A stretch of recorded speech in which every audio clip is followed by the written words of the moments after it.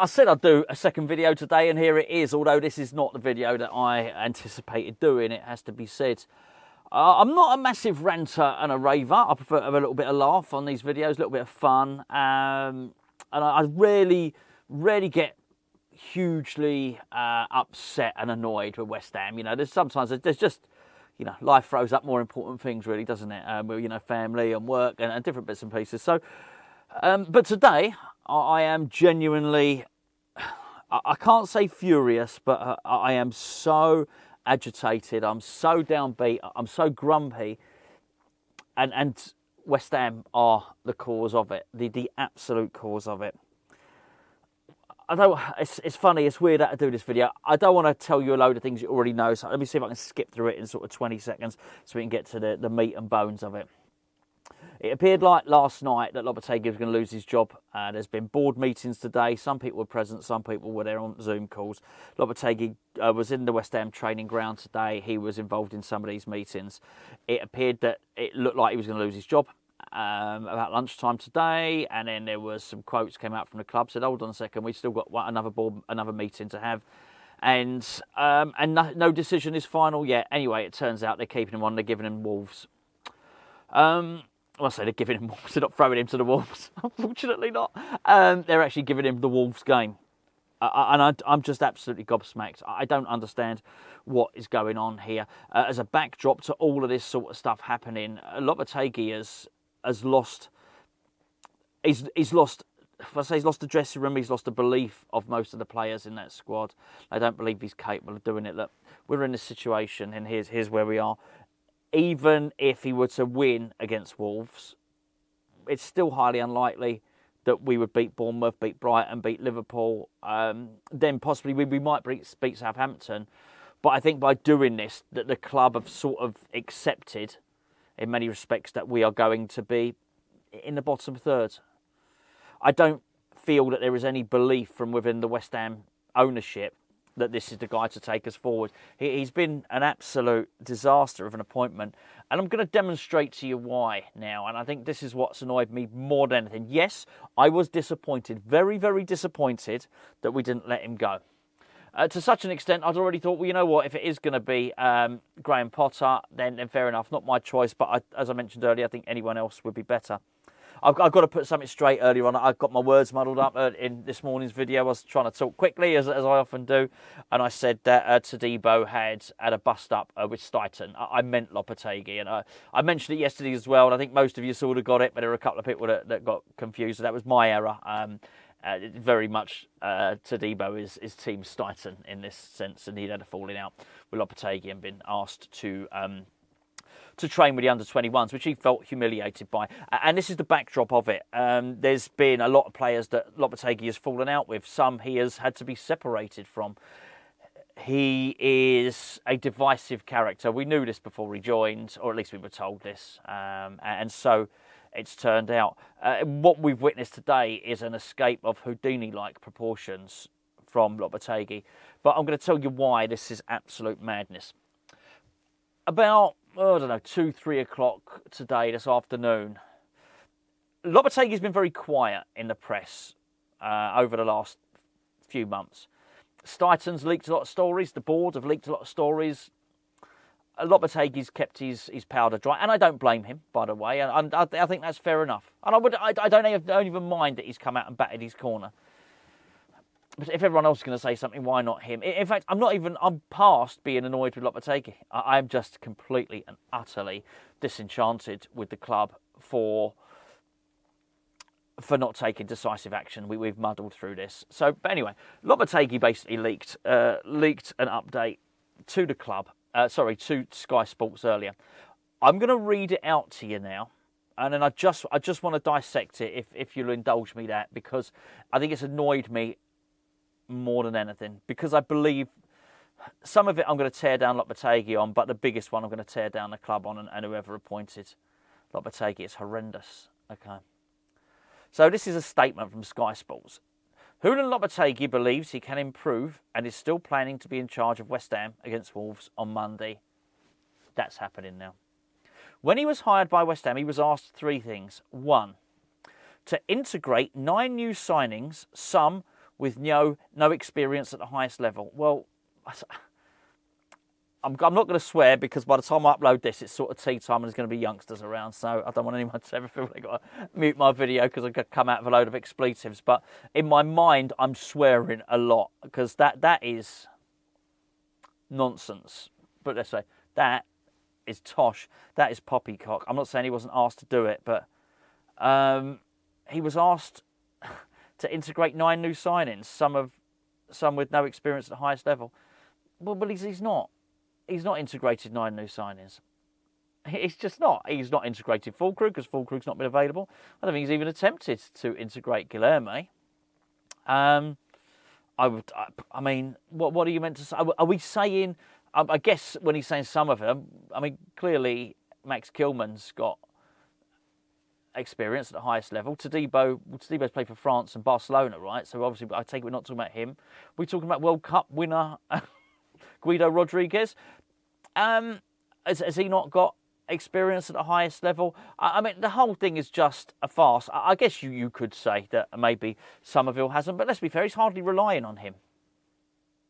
I think it's a nonsense excuse, but I'm going to leave that one for now. So that is mandated task 1. 2. Okay, actually, let's go to 3 first, right? 3 was win games. He was asked to win games on a more consistent basis. Lopetegui is fully aware there's lots of room for improvement, but believes he is hitting 2 out of those 3 objectives while still in the process of a rebuild. Obviously, he doesn't believe that he is winning more games, because we're not, okay? Let me tell you what number 2 is, and I think this has triggered me. This has absolutely triggered me, there's no doubt about it. Number 2, change the system they were playing, basically. Change the system that they were playing. This is a basically condensed version of it, to create more chances. Basically, to make us more attractive, to create more chances, to score more goals.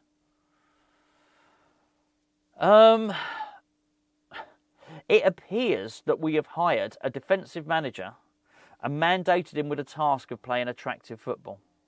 Now, we always suspected that was the case, but to actually hear it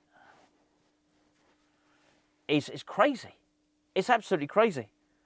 I just don't understand why you would do it. It goes some way to explain why this defensive manager who we hired is unable to keep a clean sheet and is, well, I know we've kept a couple, but you know what I mean? That's why we're so porous at the back, because we've taken this guy on and we've asked him to almost neglect what his instincts are and play a different way. But do you remember David Moyes actually tried to do it and he couldn't do it? He reverted back. It's weird. It's absolutely weird. Honestly, it's like we've hired an opera singer and now we've got him in. We're wondering why he can't freestyle rap. It's mental. It really is absolutely mental. We've hired a defensive manager to create more chances and play more attacking football. If that's what you want, go and hire the guy for the job, whoever it might be. Go and hire that attacking manager. So we find ourselves in this situation where you've got this lame duck who nobody has any faith in, realistically, that they've given the Wolves job to. Let's say the Wolves job. They've given him the Wolves game. Whether he's going to face up against Gary O'Neill, I don't know. Like I said earlier, I often do these videos, I think, well, it's going to get old quickly, isn't it? I guess it didn't happen. The one earlier on didn't get old quickly. It's still relevant in that sense. What a boost for Gary O'Neill this is. What an absolute boost. If you wanted to play anyone in your next game, it's West Ham right now under Lopetegui. So you now got this bizarre situation where he's had falling out with at least three proper fallings out with at least 3 of the current West Ham squad. 3 of which you would argue should be in the first team, and yeah, I mean, let's leave it at that. Like he's fallen out with someone in the reserves here. He's fallen out with big players.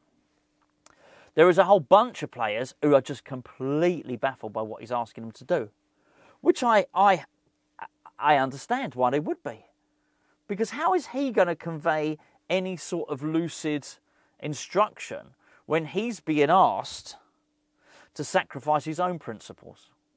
That doesn't make any sense, does it? How can he instruct people to do something he doesn't believe in? I mean, look, there's a certain portion of blame where you could... Why did you take the job?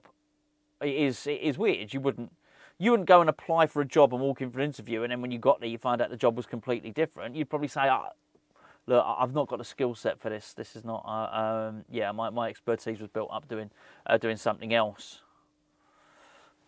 Obviously he didn't do that, and the fact is he probably turned around, and if that's what he was asked, and I believe he was asked that because he said it and the club have said it, that he was asked to play a more attractive style of football. Yeah, I can do that. I can create more chances. I can do all that. I mean, to be fair to him, we did create a lot of chances against Leicester City, but he can't do that at the same time as keep it tight at the back. I would suggest the team at this current moment in time are shell-shocked, completely and utterly shell-shocked.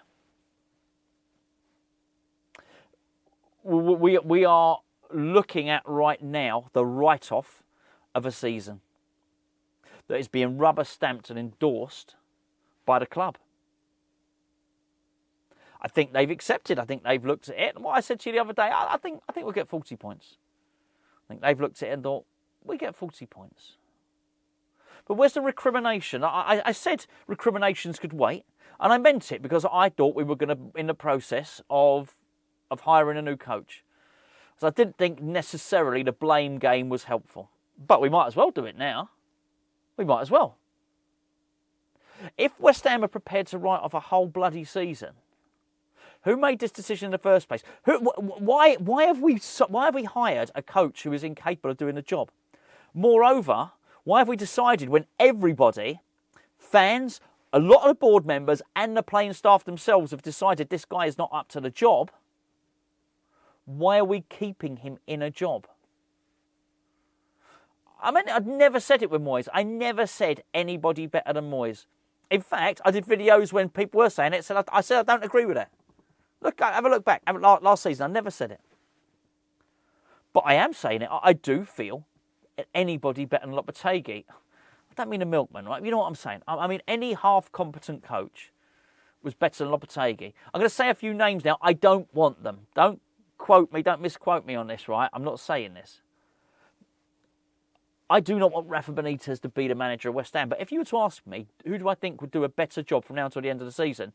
Rafa Benitez or Lopetegui? It would be Rafa Benitez. My entire point is there are managers that I don't rate and I don't think are a good fit for West Ham, who I still think would do a better job than Julen Lopetegui. I'll tell you the one thing it has confirmed is that we remember when we heard initially he interviewed really well. I really believe it. How he has gone in to these interviews today, these meetings, and come out of his job intact, I have no idea. All this stuff's been reported back, all this stuff about fallouts with the players. The club are fully aware that there are players who don't want to be here anymore if he stays. Superstar, expensive-ass players, right? Don't want to be here anymore if Lopetegui stays. Yet still, the club have made this decision. I think they can, delay it, kick the can down the road until Monday and nothing changes. I think that's what they think, but it does. Because disdain increases, anger increases, contempt increases. And believe it or not particularly towards Lopetegui. That would be my own view, of course. I think most people have already decided he is not fit for purpose, as I say. Fans, players, everything. Anger switches from him to the people that are not making these decisions or making bad decisions or whatever they are. The sort of muddled, pontificating, dilly-dallied thinking that has permeated this club for so long. The type of thinking that stops us being like those clubs at the top. Not just because of money. We spend a lot of money. Money is the least of our problems. The least of our problems. well, they say a fool and his money are easily parted. And, well, that certainly has been the case with a couple of players. But anyway, I'm going to say. Anyway, I'm going to leave it there. I'm going to leave it there. There's no point me going over, repeating myself, moaning about the same old stuff time and time again. There you go. You heard. Look, he's in charge. Stays in charge for the Wolves game. Gary O'Neill will be licking his lips if he gets this game. And I think probably more concerningly, appears West Ham hired a defensive coach and asked him to get us playing on the front foot. If that is not incompetence, I don't know what is.